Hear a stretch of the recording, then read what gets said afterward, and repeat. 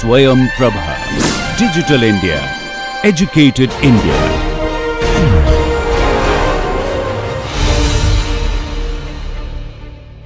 So today we'll be talking about respiratory system, third part, where we'll be talking about the infections of the lungs.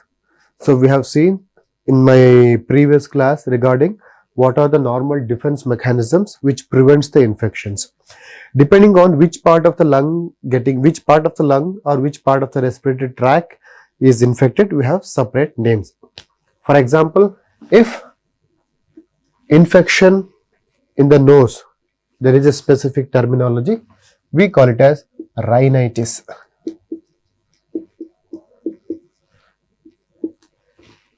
If the inflammation occurs in the pharynx, which is present just below the nose, we call it as pharyngitis.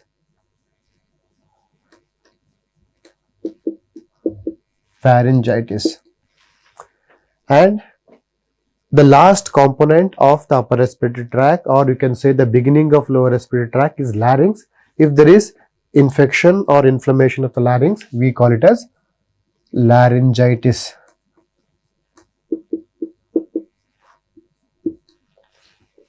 Below the larynx, we have trachea and its branches, that is tracheobronchial tree. So when there is infection of the trachea, which is infection, if it is infection limited to the trachea, we call it as tracheitis. Tracheitis. And infection limited to the major bronchus, we call it as bronchitis. Bronchitis. So all of you observe, there is itis. If you recollect your general pathology, whichever organ is inflamed will put itis in the end.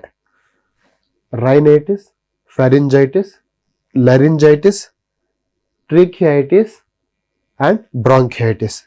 Most of the times these two, inflammation of the trachea and bronchi, they occurs together. We call it as tracheobronchitis. Tracheobronchitis. If the inflammation is limited to the terminal bronchiole, okay, we call it as bronchiolitis. Bronchiolitis. Again, itis means inflammation.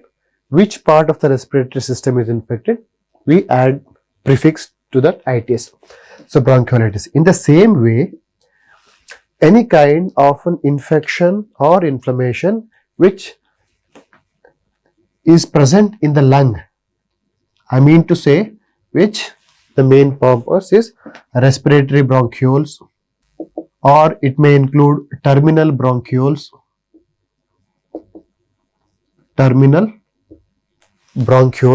and the alveolar sac. So when you have inflammation which is limited to these structures, we commonly, in a layman terminology, we call it as pneumonia.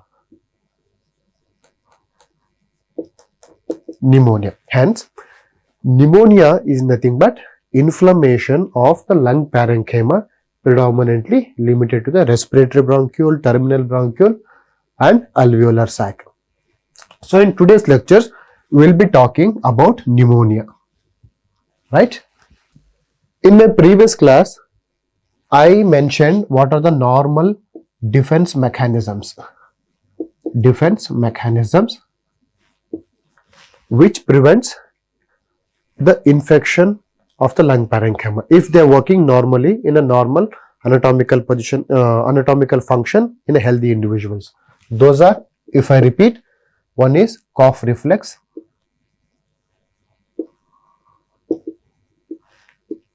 second one, if you can recollect, mucociliary clearance,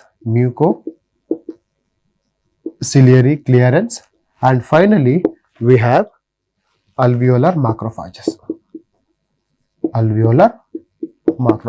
This sign we use it for macrophages. Impairment of any of these normal mechanisms ultimately leads to infection. You can see there are two pictures there. On your left side, you have normal lung alveoli. If you can see, normal alveoli, you have thin interalveolar septae and alveoli with clear lumen. Sometimes you can see occasional alveolar macrophages. Third line of defense. This is the normal.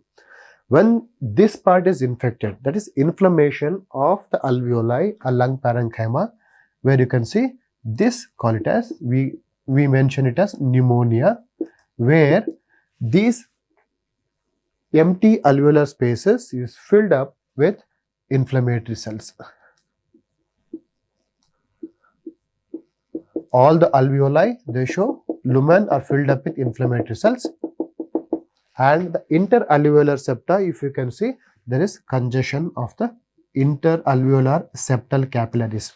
Again, this is one of the signs or symptoms of inflammation.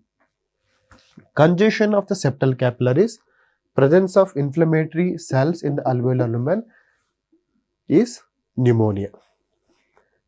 So let's see, what are the risk factors of pneumonia?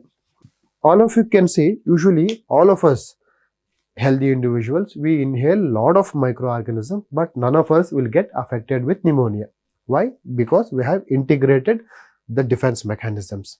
In some individuals, for example, in childhood or infants, where the mucociliary escalator and the immune system is not developed properly, those are the groups which are more prone for lung infection. One thing. In elderly age group, so where the immune system is suppressed or decreased, or even the mucociliary escalator is decreased, so those are the patients who are more prone for lung infection. See, early age and late age, the most common age group which are affected with lung infection. Then what are the risk factors of affecting lung infection in the middle-aged individuals? Any patient having a chronic medical condition, any kind of chronic medical condition like malignancies, chronic liver disease, chronic heart diseases, any kind of neurodegenerative disorders, all will have somewhere affect the normal defense mechanisms. So these patients are more prone to develop lung infections. Secondly, as I mentioned, extremes of life, either infants, all of you might have experienced, infants or children below the age of 5 years are more commonly present with lung infections. Similarly, early age and very old age, they are more common. That means extremes of age, extremes age group, they are more prone for lung infections. And all individuals who have immunodeficiency disorders, immunodeficiency disorders, they are more prone to develop lung infections. Who are all?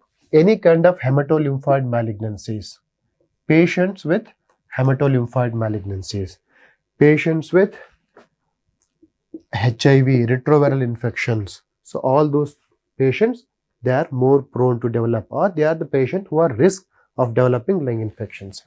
Fourthly, any patient where the spleen has been removed, that means absent spleen,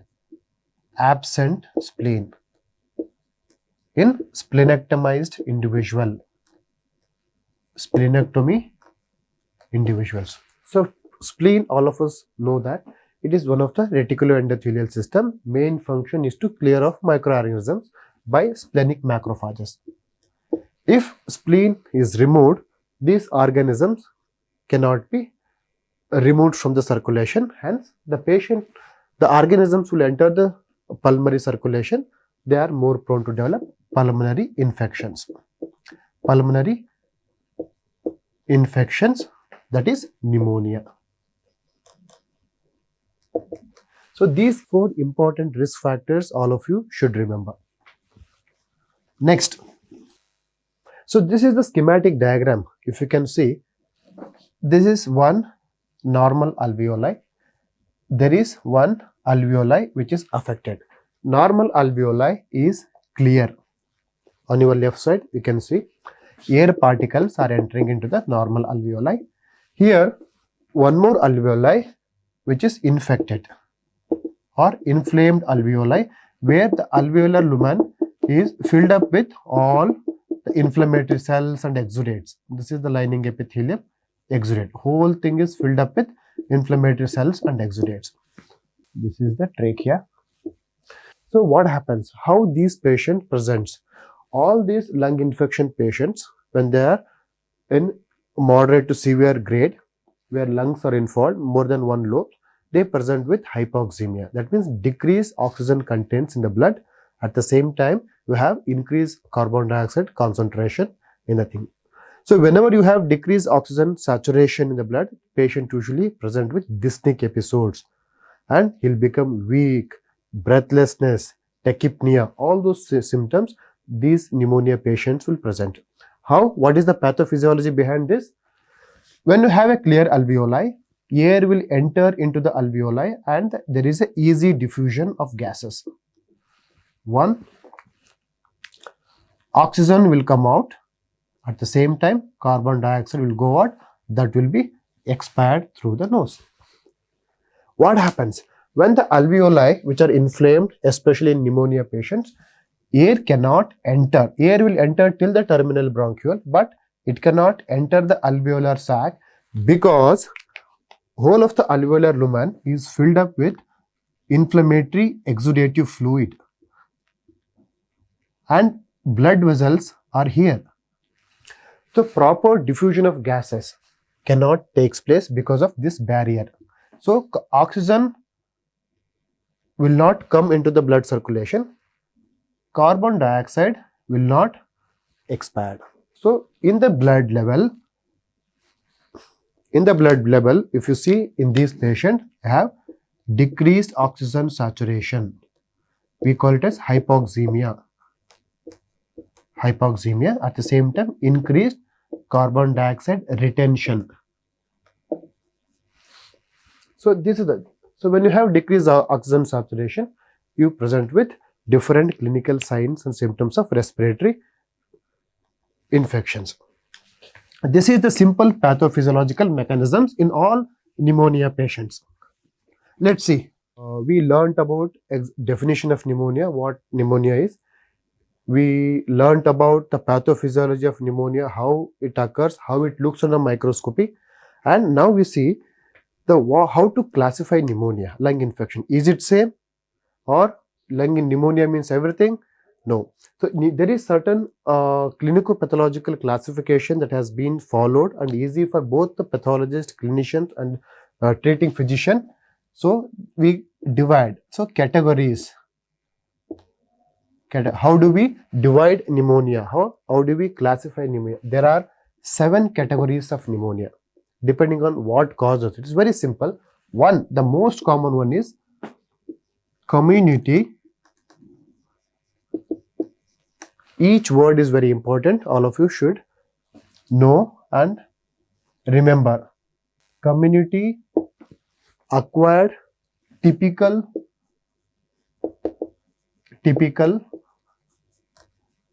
pneumonia. That means community acquired typical pneumonia. First thing. Second one is community again acquired. Instead of typical, you have atypical pneumonia. Community acquired typical pneumonia. I will be explaining each words later. Community acquired atypical pneumonia. Third category is nosocomial pneumonia. Nosocomial pneumonia. It is also called as hospital acquired pneumonia. Hospital acquired pneumonia. Pneumonia occurring in hospital setup. Fourth category is aspiration pneumonia. Aspiration pneumonia. Fifth category is necrotizing pneumonia. Necrotizing pneumonia. Sixth category is chronic pneumonias. Chronic pneumonia. And the last one, again most important, is pneumonia or lung infection occurring in immunodeficiency individuals. Immunodeficiency individuals. These 7 categories are very important. We'll go one by one. Now, first I'll repeat: community acquired typical pneumonias, community acquired atypical pneumonias, pneumonias occurring in hospital setup, we call it as nosocomial pneumonias, aspiration pneumonia, that means it indicates the cause of pneumonia occurring due to aspiration. They kept it in a separate category, so it is easy for everybody to understand. If I say aspiration pneumonia, then everybody will understand that the lung infection is due to aspiration of some foreign material. Next, necrotizing pneumonia. Some organisms, they are more prone to cause a severe lung damage and causes lung parenchymal necrosis. So those are categorized in necrotizing pneumonia. Chronic pneumonia. So these type of pneumonias occur through the long duration of they will have long duration. That's why they call it as chronic pneumonia. Why it is important? Only certain organisms are more prone to cause chronic pneumonia. In Indian setup, Mycobacterium tuberculosis, TB, is one of the most common in our India, and along with that, any kind of fungal infections. So Mycobacterium tuberculosis, TB, and fungal infections, they are the more common cause of chronic pneumonia. Last one is pneumonia occurring in immunodeficiency individual. This is very important because organisms which are causing pneumonia in these, they will not cause any kind of lung infection in healthy individuals, right? So this is the classification all of you should know. Now we'll go one by one. First we'll talk about community acquired typical pneumonia. All of us in the class, some time and other time, we are affected with some kind of a lung infections. Okay, most example is viral infections. I will say, if I am getting infected in my family, I will be the person, then I will transmit the same infection to my siblings, wife, parents, or daughter or sister, daughter or brother. So persons or individuals living in a close family, they get infected. That means that's a close community. That is one, because of close approximation. The people who are staying in hostels, they are in close contact with each other. So the chances of spreading infection from one individual to another individual in that community is more. So all of you might have observed same thing. Okay, the infection, if something comes in my family, they will say, "Acha, you take care of it. Anyway, I am going to get the infection." Why? Because of this thing. So this is because this kind of lung infection occurring in an individual which are in close approximation. In the school, for example, school in the same sections, one person gets, the other children will also get infection. So close community. So lung infection occurring in the close community, and it is acquired. Why I am using acquired means, if I get an infection, I will spread the infection to the other individual, my close friend, my close family member. So that person is getting infection from my droplets. So it is acquired. He is acquiring infection from me. It is acquired, and it is lung infection. That's what we call it as pneumonia. Pneumonia, lung infection, which is acquired, present in the close community, we call it as community acquired typical pneumonia. Now the word which is left is typical. Why we are saying typical in this individual means, all those patients who have community acquired typical pneumonias, they have clear-cut clinical features, signs and symptoms of pneumonia. Radiologically also, there is no doubt the radiologist can say that it is a pneumonia. Lab investigation, if you send the blood, they will say it is an infection. So, but even the biopsy, in case if you find the biopsy material also shows infection. So there is no doubt. For example, what are those characteristic features of classical pneumonia or typical pneumonia? That means one, the patient should have sudden onset of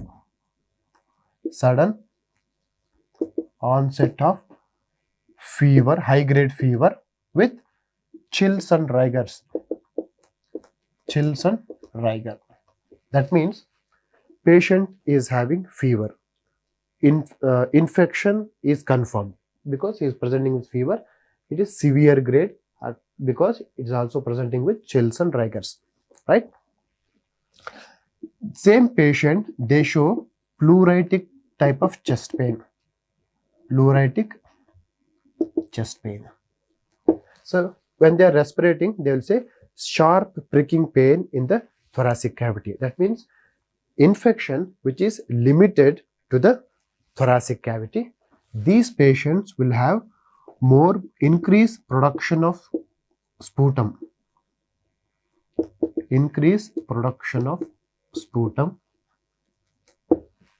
Again, increased production of sputum. Sputum is secreted from the respiratory tract, tracheobronchial tree.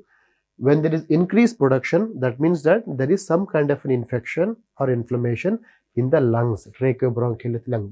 These two, pleuritic chest pain and increased production of cough, shows that lung is getting infected. There is an infected lung.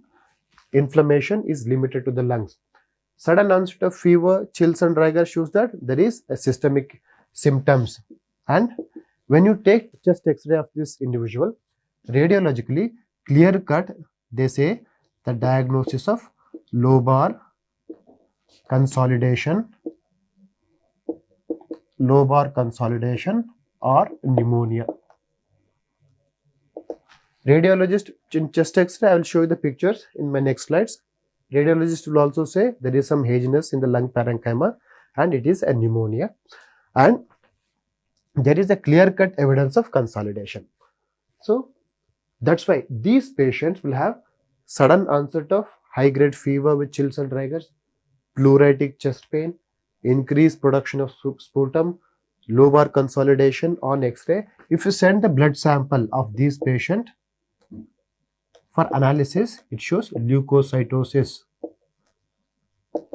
increased white blood cell count. It also shows there is infection. Everything is clear because these patients will show these kind of all typical features. We call it as typical pneumonia, right? All of you understood? Community acquired, these are the typical signs and symptoms, radiological and laboratory parameters, and that is a lung infections. So these, whenever patient comes to the clinical OPD, when they have presented with these kind of radiology and this thing, they will be categorized as community acquired typical pneumonia. Let's see, what are the common organisms which can cause this kind of pneumonia, right? The most common organisms which causes community acquired typical pneumonia are Streptococcus pneumoniae. All of you should remember at least 2 to 3 organisms. Streptococcus pneumonia is one of the most common organisms. Second, Staphylococcus aureus, and especially in children, if pneumonia occurs in children and elderly individuals, most common organisms is Haemophilus influenza. All of you should remember at least these 3 important microorganisms. So if somebody asks what are the common organisms which causes community acquired typical pneumonia, you should be able to say Streptococcus pneumoniae, Staphylococcus aureus, and Haemophilus influenza. This is about community acquired typical pneumonia. Okay, this is some, you can make out, you can see some tabular column in that usual pathogens which are causing community acquired typical pneumonia, Streptococcus pneumoniae, and we have Haemophilus influenza, Moraxella catarrhalis. These are the important organisms. Next, second category, I will wipe out these organisms and I'll keep everything same here. Second category is, now I will make 1 into 2. Community acquired, instead of typical, I'll put atypical pneumonia. Everything is same. It is occurring in the close community, family, school children, or in the same class, same community, infection is same.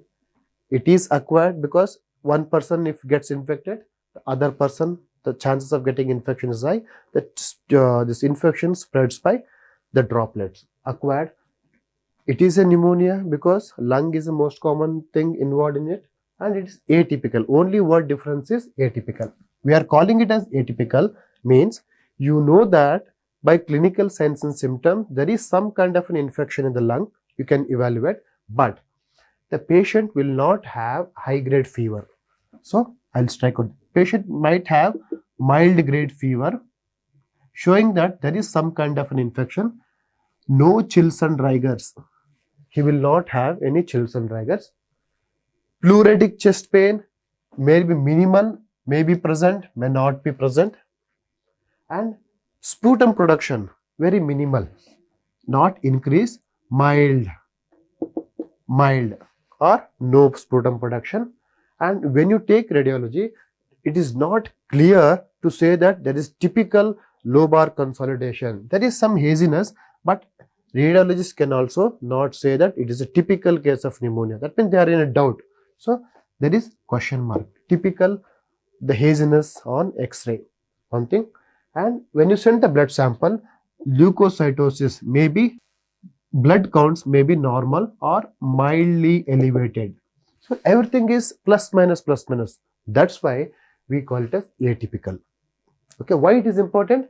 There are certain organisms, they present with this kind of features. You can suspect that if any patient comes with these kind of features, the common organisms causing these are these. You can treat the patient immediately with broad spectrum antibiotics or any symptomatic treatments. So what are the organisms which causing community acquired atypical pneumonia? Most common causes are viruses, right? You will get mild grade fever, mild weakness, mild cough.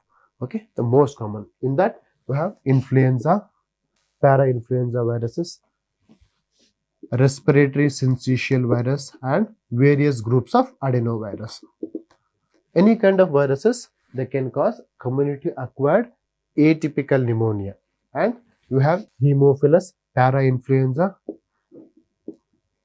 mycoplasma organisms, and chlamydia species. If you prescribe antibiotics in virus pneumonia, community acquired atypical pneumonia, it may not work. Even if you take antibiotics, the symptoms and signs will persist for at least 10 to 15 days, 1 week, 10 days. Okay, but in my previous classification, community acquired typical pneumonia mainly caused by bacteria, okay, streptococcus pneumonia. If you prescribe antibiotics, they will respond easily. So this is how you should differentiate between community acquired typical pneumonia and community acquired atypical pneumonia. Okay, so you should be very clear because this is the most common types of pneumonia that we are going to see in the clinical practice. There is a tabular column in the slide next to you, and you can make out the differences between the typical pneumonia and atypical pneumonia. I have already mentioned all those things here. And one more important thing I would like to mention here is sputum.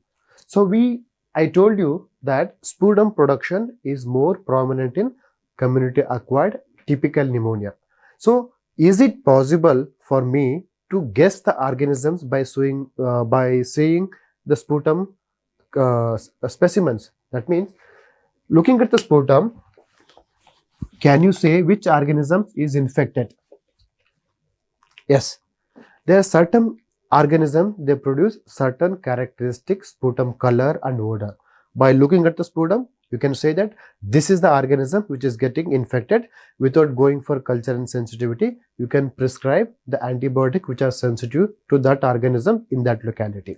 So what are those important examples? One, all of you should remember. So I'll be talking about the sputum characteristics. Sputum. For example, if the patient present with rusty colored sputum, you can see the picture in that thing. If the sputum is rusty in color, copious amount of rusty in color, that means that patient is commonly infected with pneumococcal pneumonia. Pneumococcal pneumonia organ. Pneumococcus is the organisms which causes rusty color in the sputum. Next, if the patient says that, or if you see the sputum is of green in color,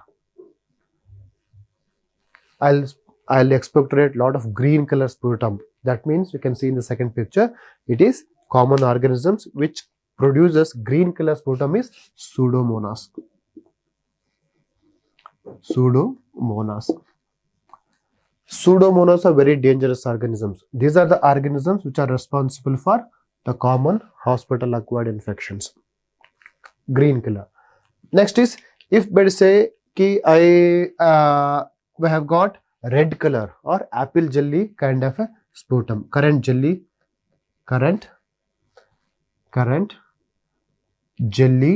sputum. So currant jelly sputum, which is shown in the third box. If anybody says currant jelly or bloody colored sputum, mucoid color sputum, most common organism is Klebsiella. Okay. If someone says, I have a copious amount of sputum, but it's very foul smelling, that means the fourth category is foul smelling sputum. When they say foul smelling sputum, the commonest organisms for foul smelling sputum is anaerobic organisms. Anaerobic organisms. I repeat, depending on the sputum characteristics, we can judge or we can presume the organisms which is causing pneumonia. First, if the patient says the rusty color sputum, the common organism is pneumococcus. If it is the sputum color is green in color, we have Pseudomonas infection. Currant jelly kind of sputum, blood mixed with mucoid color sputum, most common organism is Klebsiella. And if they say a sputum, if the patient comes with a sputum bottle, if you opens in front of you, it is smelly, foul smelling sputum, you can make out. So if any kind of a sputum with that color, that means patient has got anaerobic infection. You can treat with anaerobic antibiotics which are sensitive to anaerobic organisms at the same time immediately. So these are the important things you should remember in pneumonia. Next, the further categories of pneumonia I will be taking up in next class.